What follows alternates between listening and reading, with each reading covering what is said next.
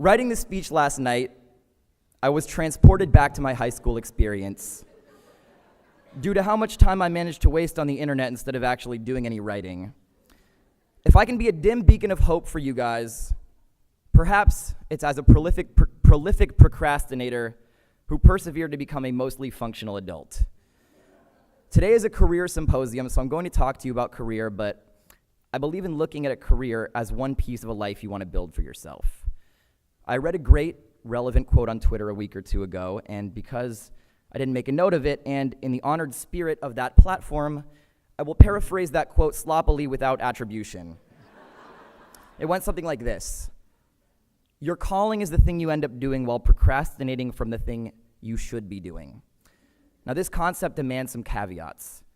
I'm not suggesting that a third of you are destined to become professional Fortnite players.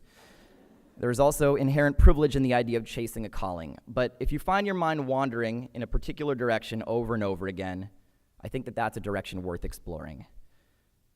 I wrote my first poem in the third grade computer lab at Alumni Elementary School. We were supposed to be playing a game called Mario Teaches Typing, a side-scrolling Super Nintendo-style Mario game where the gameplay is controlled only by correctly touch typing the letters that pop up on the bottom of the screen. It was a deviously effective teaching strategy, and our weekly hour playing Mario Teaches Typing was pretty much the only part of the week that the students could be counted on to pay any attention to the task at hand. Not me, though. I had rhymes in my head. I wrote my first poem, a bastardized limerick, on a piece of extra wide-ruled scrap paper. It went like this: a bloke named Bob decided to rob the neighborhood 7-Eleven. Got a knock on the block from a can of beef stock, shot the devil, and went up to heaven. I acknowledge that there are some narrative holes. I think my concept was that while Bob was bumbling his robbery, he'd somehow lost his balance, knocked a shelf over, been killed by a huge falling can of beef stock, and sent to hell, where he took his gun and was then reassigned to heaven as a reward for killing Satan. I assumed that the listener would get all that from context clues.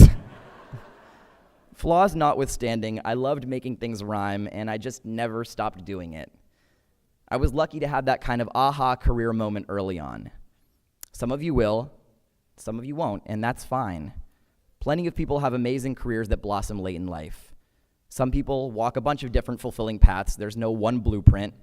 And I think a lot like falling in love, we can do some things to put ourselves in position to receive magic when it comes along, but passion can't be forced. We can expose ourselves to as much information as possible, and in the meantime, learn about ourselves and our values. There were a number of uninspirational plot points between my third grade computer lab masterpiece and now. So here are the cliff notes. I went from a class clown at Alamo Elementary to resident pot stirrer at Presidio Middle School. I got good grades, but was, shout out Presidio. Got good grades, but was otherwise terrible at following instructions.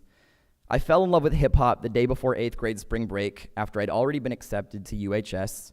I was suspended for bringing my boombox to school and directing a one-sided freestyle battle at my gym teacher. It really sucked at the time. I was removed from the honor roll. The administrators at Presidio agreed not to tell UHS about my suspension, so now you know. Partly because I suspect if I'd had my admission rescinded, I might have spent the next 4 years within shouting distance from Presidio, just across Geary at Washington. Freshman year at UHS, I made a group of friends who I'm close with to this day. I lost my election for freshman class rep, had the dubious honor of becoming one of the first kids ever cut from freshman basketball, and I brought my same boombox to UHS one day so I could ask a girl I had a crush on if she would slow dance with me in the hallway outside the student center. I got my driver's license sophomore year and became my friend group's designated driver. We never knew where the party was, so on weekend nights we would roll by the Lion Street steps to see if anything was cracking. It rarely was. The proverbial they, say it gets better. As high school progressed, it did for me. I was introduced to Youth Speaks, San Francisco's youth spoken word poetry nonprofit, by a teacher at UHS, and got heavily involved in the organization. I was engaged at UHS. I was in student government, theater, the jazz band, and was on the baseball team, although to say I played on the baseball team would be a bit hyperbolic. Still, I wasn't cured of awkward adolescent moments. Senior year, UHS threw a joint dance with Urban. There was a little bit of friendly tension and taunting, but mostly we all got along. After the dance, there was a party to which kids from both schools showed up. At this point, I'd been performing my poetry and rapping for a few years, and a lot of my friends were proud of me and acted as my early boosters. Urban also apparently had a senior who loved rhyming and had equally proud classmates. If you don't see where this is headed yet, let me just say I am so incredibly grateful to have experienced high school before cell phones had cameras in them. Because otherwise there would forever exist the world's most problematic video of two white kids standing on a pool table in Seacliff in 2005 rap battling for the glory of their wealthy private schools.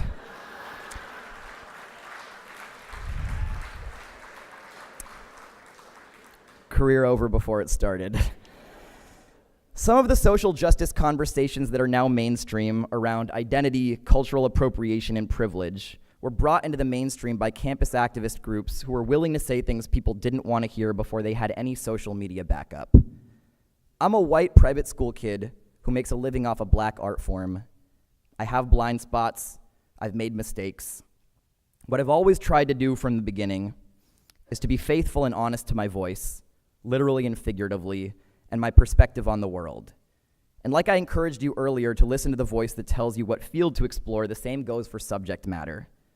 While I was super batting my way through high school, I was also facing up to a deeply emo existential dread that had been part of me since I bolted upright in my crib, according to my dad, and asked him what happens after you die. He never gave me a comforting answer. I think almost everyone has a dread pit. Now, a dread pit is not a buzzword. I'm coining that right now. The dread pit is that vortex of anxiety and insecurity in your chest that starts rumbling louder when you're getting to sleep or separated from your cell phone. Poke around your dread pit sometime. It's fun. It's not fun, but it's important. Understanding your fears is a crucial part of understanding yourself. There are healthy ways to fill the pit: mutually supportive relationships, exercise, a balanced diet, spirituality, a fulfilling job, kindness to others. If you're anything like me, you're plugging away on all the healthy options, but you also fill your dread pit up with caffeine, TV, substances, and experiences unsuitable to this discussion, and work. And the coping mechanism of overworking is something I want to specifically caution you all against. Because by the nature of you being in this room, you're probably a pretty hard worker. And hard work is essential to building a career and a satisfying life.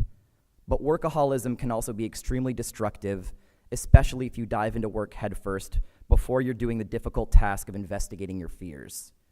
And when you're on a high-achieving path, life doesn't always stop to give you a breather unless you make the time.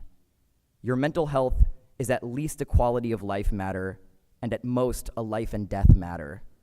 I promise you, if you pursue a career for no other reason than to fill up time or for the status it bestows on you, you will live to regret it.